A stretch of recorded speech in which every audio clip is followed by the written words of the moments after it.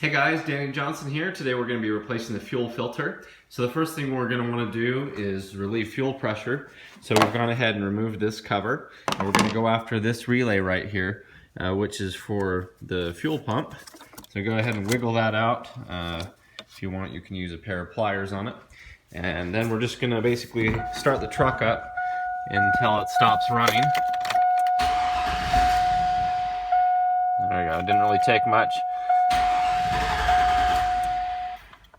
Very good. So now we shouldn't have too much fuel pressure in there.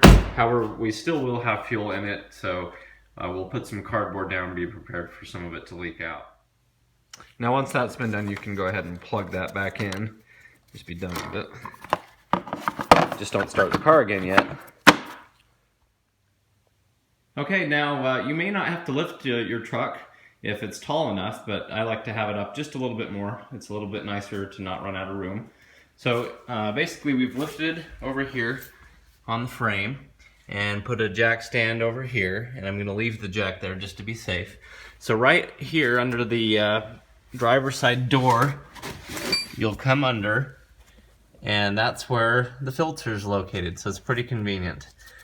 So first we're going to break loose these lines, and so I have a 16 millimeter for this smaller one here, and then to hold this in place, which it's a welded nut, it won't move anyway, but I'm going to put a 13/16 on this here just to help stabilize it as I break the lines loose.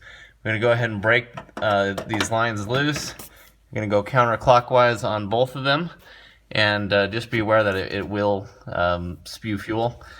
And then we'll take off this bracket here. We'll just undo one of these bolts and slide the filter out. Okay, so make sure you have safety goggles on and don't be directly under it when you're doing this. Let it drip down onto the ground. So we're going to go ahead and once again, this is a 13/16 that we're going to hold this still with, which it's welded on there, but we're going to do it anyway. And then a 16 millimeter. And so on this one, we're going to be going counterclockwise.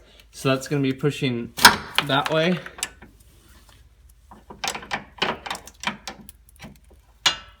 So on this one, it's towards the truck, kind of towards the passenger side.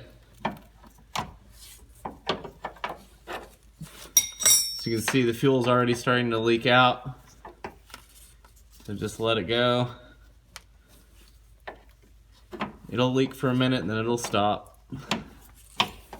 You want to stay out from under it.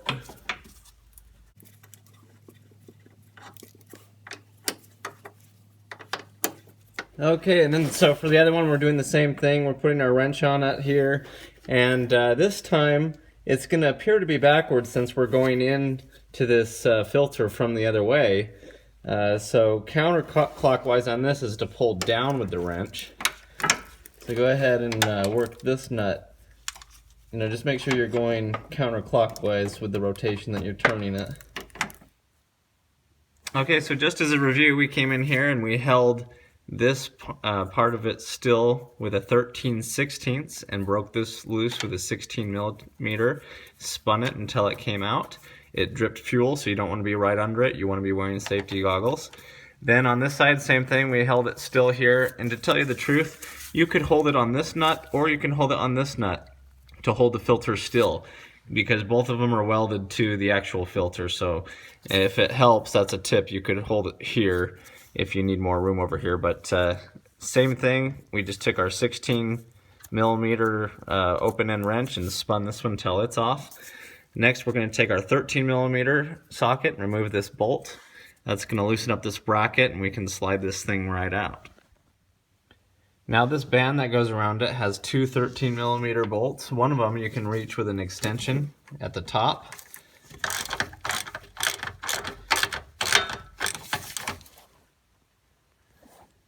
Okay, so now just pull these lines out. Make sure that they clear the actual housing there. You can pull one out and then wiggle the whole thing forward if you want to. Anyway, wiggle this thing side to side and it'll come out. And note that that's the way that it did come out. We had the flat end up front and the rounded edge towards the back. So now we'll just put the new one in. Okay, so now we're just sliding the new one in. The rounded part first slides right in there. The flat lip out last. We're just gonna put our lines back in, and just be careful on this part because you don't want to force these threads on if they're not going right. So just push these fittings in. You'll feel when they're in the right spot, and then gently thread them back in and tighten them down. Keep in mind you will still have a few threads exposed even when it's all the way in. That's just how this is designed because it's putting pressure against that line. So if you still have a few threads sticking out, it's okay. Just make sure that it's in as tight as it can be. Then put back in your 13mm bolts and start her up and watch for leaks. Alright, start it up and just look for any leaks. Make sure you have full fuel pressure as you're looking at this. Don't just turn the keys, actually start it and let it run. You're good to go.